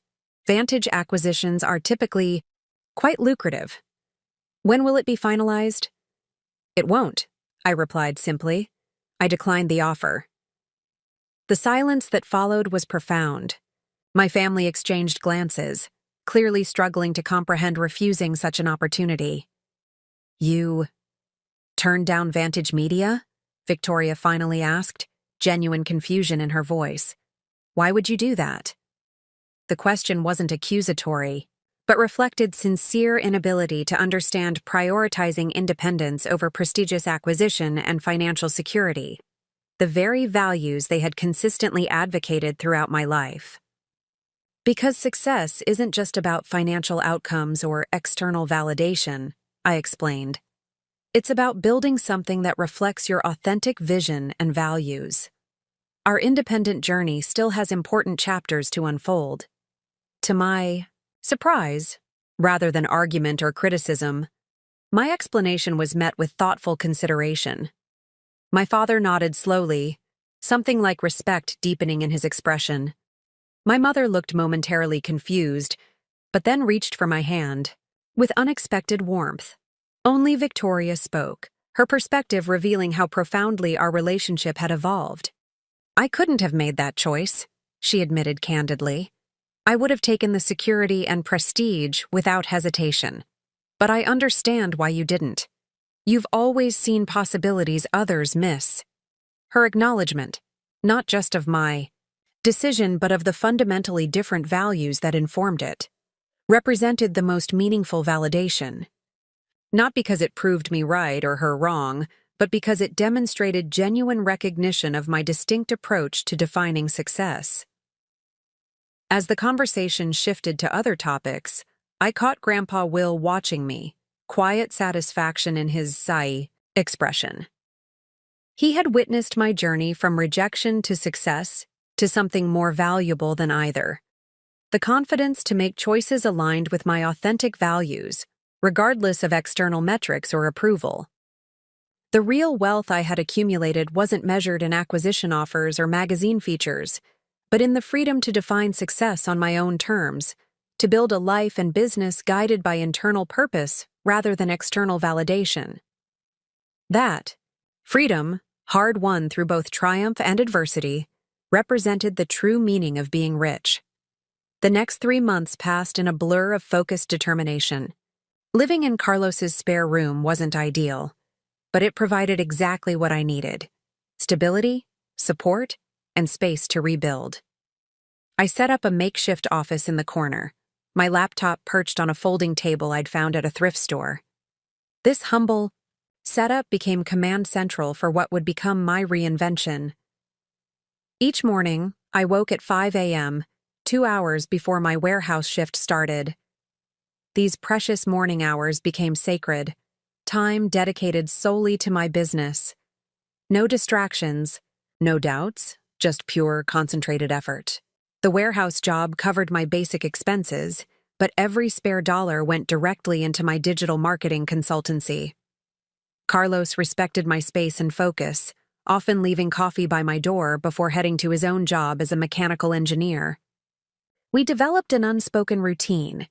He provided the roof, I handled the groceries, and in the evenings we occasionally shared meals and ideas. Unlike my family, Carlos never questioned my vision or suggested more practical alternatives. His simple belief in my potential became a foundation I could build upon. "You know what your problem was back home?" Carlos asked one evening as we sat on his small balcony, the city lights blinking in the distance. "You were trying to grow in soil that wasn't meant for you." I looked up from my laptop, where I'd been finalizing a proposal for a potential client. What do you mean? Think about it, he continued, gesturing with his beer bottle. Some plants need acidic soil, others need alkaline. Some need full sun, others thrive in shade. It's not about the plant being defective, it's about the environment being wrong for that particular plant. His analogy struck a chord so deep I had to take a moment to compose myself. For years, I'd internalized the idea that something was fundamentally wrong with me, that my struggle to thrive in my family's environment was evidence of my inadequacy rather than simply a mismatch of values and vision. I guess I never thought about it that way, I admitted. I always assumed I was the problem. Carlos shook his head, his expression serious. Tyler, your family wasn't bad soil. They were just the wrong soil for who you are. Here, in your own space, with the right support, this is where you'll grow. That conversation marked a turning point in my mindset. I stopped seeing myself as a failure who needed to prove his worth and started recognizing myself as an entrepreneur who simply needed the right conditions to flourish. The shift was subtle but profound, from deficiency to difference, from inadequacy to incompatibility. 2 weeks later, I landed my first significant client, a local fitness center looking to expand their digital presence. The owner had been disappointed by previous marketing efforts and was willing to take a chance on my smaller, hungrier operation. The contract wasn't huge, but it was enough to demonstrate what I could deliver with the right opportunity. I threw myself into the project, leveraging every skill I'd developed during years of study and side projects. The results exceeded both my expectations and the clients'. Their social media engagement increased by 300% within the first month. Their lead generation tripled. Most importantly, they saw a measurable increase in membership sales directly attributable to the targeted campaigns I'd designed. How the hell did you pull this off? The owner asked when I walked him through the analytics. We've worked with established agencies that delivered half these results at twice the price. I treated your business like it was my own, I said simply. Those agencies have dozens of clients. You were my priority. That first success led to a referral, which led to another client, and then another. Within 2 months, I was generating enough income to reduce my warehouse hours to part-time. By the 4th month, I was able to leave the warehouse job entirely and focus solely on my growing consultancy. What surprised me most during this period wasn't the gradual financial improvement, but the emotional transformation. The further I moved from my family's influence, the more clearly I could see the patterns that had defined our relationship. Their constant criticism hadn't been about my capabilities, but about their own fears and limited vision. Their need to control my path wasn't malicious. It was the only way they knew to express concern. Understanding this didn't excuse their behavior, but it helped me release the anger that had been fueling me. I realized that success built on rage might be powerful in the short term, but it wasn't sustainable. True, lasting achievement needed to come from a place of purpose rather than pain. On the 6-month anniversary of my departure from my family home, I celebrated by moving into my own apartment. It wasn't luxurious, a 1-bedroom unit in a decent neighborhood, but it represented a milestone I had achieved entirely on my own terms. Carlos helped me move my few belongings, culminating in the ceremonial placement of my laptop on an actual desk in a dedicated home office. To new beginnings, he said, handing me a housewarming gift, a small potted plant. A little reminder about finding the right soil. That night, after Carlos left, I sat in my new space, surrounded by possibilities rather than limitations. For the first time in my adult life, every decision in my environment reflected my own choices. The furniture arrangement, the artwork on the walls, the books on the shelves, all expressions of my identity uncensored by family expectations. I opened my laptop and looked at my client list, which had grown to 7 regular accounts, each one a vote of confidence in my abilities. My business bank account now contained more money than I'd ever had at one time. Not wealth by any standard, but enough to provide security and the foundation for growth. Out of curiosity, I searched my sister's name online, finding pictures of her at social events, always immaculately dressed, always projecting success and confidence. But behind the polished exterior, I wondered if she was truly satisfied or merely conforming to the approved narrative our family had established generations ago.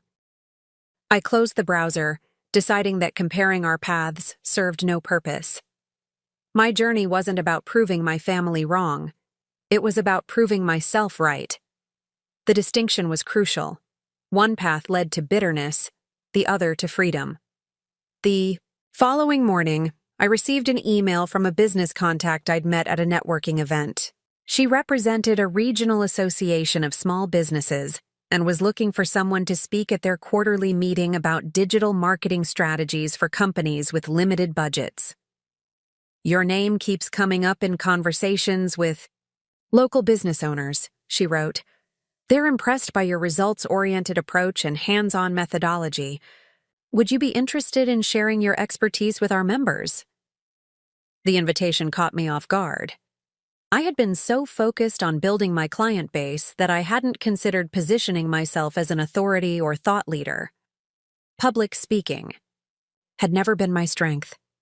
Perhaps another reason my family had doubted my potential in client-facing business. But the opportunity to establish myself within the local business community was too valuable to decline based on mere discomfort.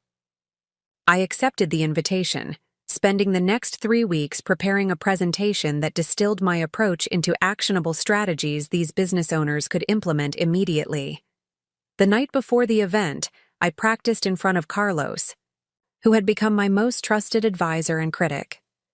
"You're ready," he assured me after my final run-through. "Just remember, these people aren't looking for perfection. They're looking for honesty and practical solutions. You have both in abundance." The next day, standing before a room of 40 small business owners, I felt a momentary flash of panic. What if my family had been right? What if I wasn't cut out for this? What if I failed publicly and confirmed every doubt they'd ever expressed? Then I took a deep breath, looked around the room, and recognized something in these entrepreneurs' expressions. The same hunger for growth, the same willingness to defy conventional wisdom in pursuit of their vision, the same courage that had propelled me forward when it would have been easier to surrender to others' expectations. "Success isn't just about having the right strategy," I began, my voice growing stronger with each word. "It's about having the right mindset, believing in your vision even when no one else does, especially when no one else does." For the next hour, I shared not just marketing tactics, but the underlying philosophy that had guided my own unlikely journey from rejection to self-reliance. As I spoke, I realized I wasn't just teaching these business owners. I was articulating the principles I had discovered through my own transformation. When I finished, the room erupted in applause. People lined up to ask follow-up questions and exchange contact information. By the end of the day, I had 5 new client prospects and an invitation to speak at 2 additional business associations. Driving home, I felt a sense of alignment I'd never experienced before. The pieces of my identity, my skills, my values, my approach to challenges had coalesced into something coherent and compelling. I was no longer struggling to fit into someone else's definition of success.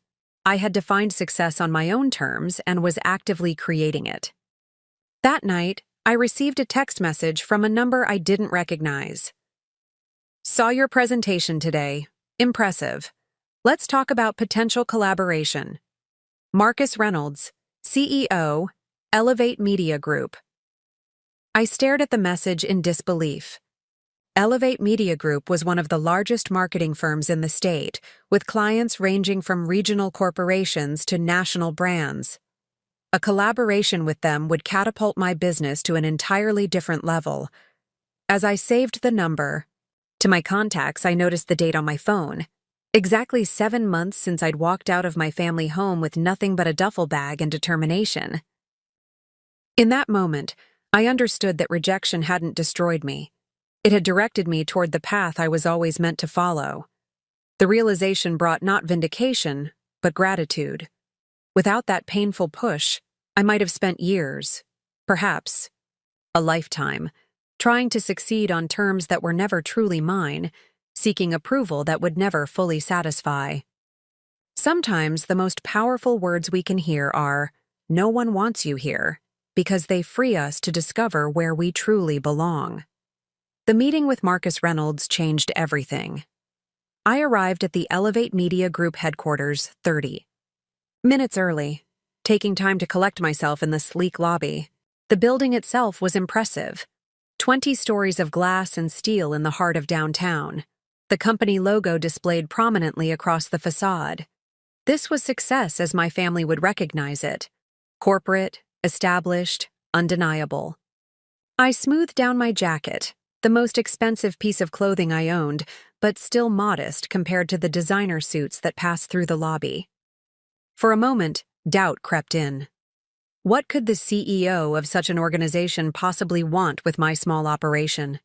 Was this meeting a courtesy, a waste of time, or something else entirely? "Mr. Barrett, Mr. Reynolds is ready for you." A polished assistant led me through security and up to the 18th floor, where floor-to-ceiling windows offered panoramic views of the city. Marcus Reynolds wasn't what I expected. In his early 40s, he wore jeans and a casual button-down rather than the formal attire I'd anticipated. His office, while spacious, was notably devoid of the status symbols so many executives surrounded themselves with. No prestigious awards on display, no photographs with celebrities or politicians, just a clean, functional workspace and a wall covered in whiteboards filled with strategies and ideas. "Tyler," he said, rising to shake my hand. "Thanks for coming. That was quite a presentation you gave yesterday." "You were there?" I asked, surprised. The CEO of a major marketing firm sitting anonymously in a small business association meeting seemed unlikely. "In the back," he confirmed.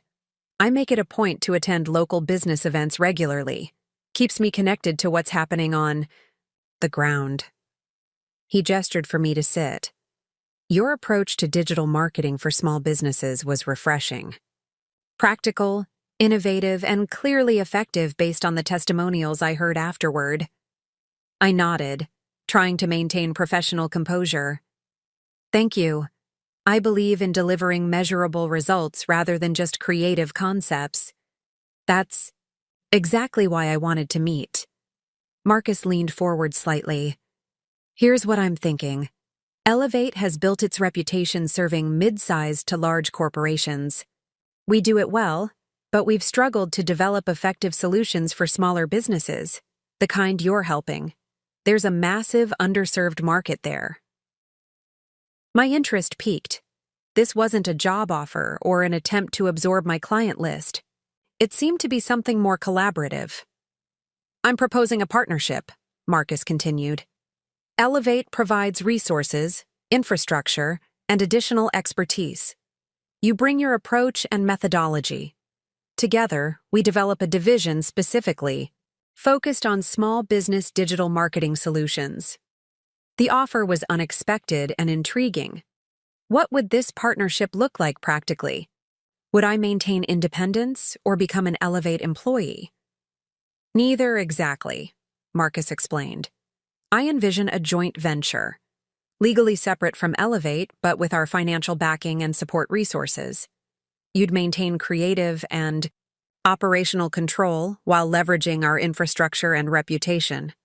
We'd share in the success without absorbing your identity." We spent the next hour discussing specifics, financial arrangements, resource allocation, growth projections. Marcus was transparent about both the opportunities and challenges such a venture would entail. Unlike my family, who had always emphasized security and predictability, Marcus spoke of calculated risks and potential rewards with equal weight. "Take some time to think about it," he said as our meeting concluded. "This isn't a decision to rush. But I believe together we could build something neither of us could create independently." As I left the building, my mind raced with possibilities. The partnership Marcus proposed offered resources I couldn't have accessed for years on my own. It would accelerate my growth trajectory exponentially, while allowing me to maintain the core values and approaches that had proven successful. But, beyond practical considerations, something else resonated. In that meeting, Marcus had offered what my family never had: respect for my vision without conditions or criticism. He hadn't tried to reshape my ideas into something more conventional or practical. He recognized value in my approach precisely because it differed from established methods. Over the following weeks, I consulted with Carlos, a business attorney, and several trusted clients. I evaluated the proposal from every angle, considering potential benefits and risks. The more I analyzed it, the more I became convinced that this partnership represented the right next step, not an escape from challenges, but a strategic advancement of my vision. When I met with Marcus again to accept his offer, he seemed genuinely pleased. "I was hoping you'd say yes," he admitted. "I've been watching your work for several months. You have something most marketers lose as they grow: genuine connection with clients and authentic passion for results rather than just appearances." The next 3 months were transformative. The joint venture, which we named Catalyst Digital Partners, launched with a clear mission: to provide enterprise-level marketing strategies scaled appropriately for growing businesses. We developed proprietary methodologies combining my hands-on approach with Elevate's sophisticated analytics and resources. I assembled a small team of my own choosing, including Carlos, who left his engineering job to head our technical implementation department. Together, we created something that reflected my values while expanding well beyond what I could have built alone in the same time frame. By the 6-month mark, Catalyst had 37 active clients and a growing reputation as the go-to solution for businesses ready to elevate their digital presence without the overhead of traditional agencies. Industry publications began taking notice, with one calling our model the future of digital marketing services: personalized attention backed by enterprise-level resources. The financial success exceeded my most optimistic projections. My personal income had increased tenfold from where I'd started after leaving my family's home. I moved from my modest apartment to a modern loft downtown, furnished it exactly as I wanted, and still had significant savings and investments accumulating. But the true measure of success wasn't financial. It was the freedom to create on my own terms, to build something that reflected my values rather than someone else's expectations. It was walking into meetings confident that my ideas deserved consideration, not because I needed external validation, but because experience had proven their merit. One Thursday afternoon, as I was reviewing quarterly performance metrics with our team, my phone vibrated with an incoming call. The number was vaguely familiar, though I couldn't immediately place it. Stepping into my office to answer, I heard a voice I hadn't heard in nearly 18 months. "Tyler, it's Dad." The simple greeting sent a complex wave of emotions through me: surprise, wariness, a reflexive tension in my shoulders that I hadn't experienced since creating distance from my family. "Dad," I replied, keeping my tone neutral. "This is unexpected." "I know," he said, his voice carrying an unfamiliar hesitancy. "I've been trying to work up the courage to call for weeks." "What's going on?" I asked, unsure whether to expect crisis or reconciliation. "I saw your name in the business journal," he explained. "There was a feature about your partnership with Elevate Media Group, a full-page spread with your picture and everything." Of course, the article had run the previous week, highlighting Catalyst's innovative approach and rapid growth. I should have anticipated that it might eventually reach my family's attention, though I'd given it little thought at the time.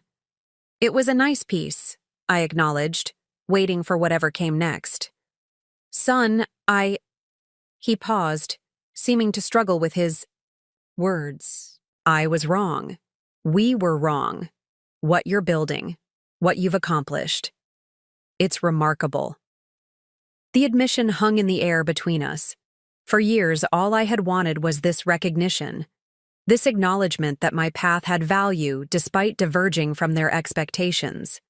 Now that it had finally arrived, I found myself unsure how to respond.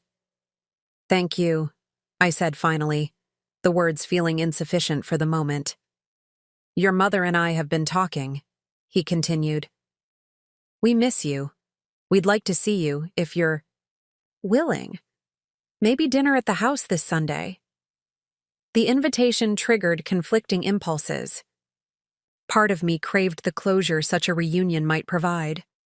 Another part feared falling back into old patterns, having my hard-won confidence eroded by familiar dynamics. "I'll think about it," I said, neither committing nor refusing outright. "Things are pretty busy with the business right now." "Of course," my father replied quickly. "Just let us know. The door is open whenever you're ready." After we hung up, I sat at my desk, staring out at the city skyline. The irony wasn't lost on me. Only after achieving success in terms they could recognize were they ready to welcome me back. Only now, with external validation from prestigious business publications, was my path considered legitimate. Carlos knocked gently on my open door. "Everything okay? You look like you've seen a ghost." "My father called," I explained, still processing the conversation. "They want me to come to dinner on Sunday." "Are you going to go?" he asked, closing the door and taking a seat across from me. "I don't know," I admitted. Part of me wants to show them what I've built, to see the looks on their faces when they realize how wrong they were about me. But another part wonders if that's even necessary anymore. I don't need their validation the way I once did. Carlos nodded thoughtfully. "The question isn't whether you should prove something to them. It's whether reconnecting with your family adds value to your life." Now, his framing clarified my thinking. This wasn't about vindication. It was about making conscious choices about who and what I allowed into my carefully constructed life. The success I'd built hadn't just been professional or financial.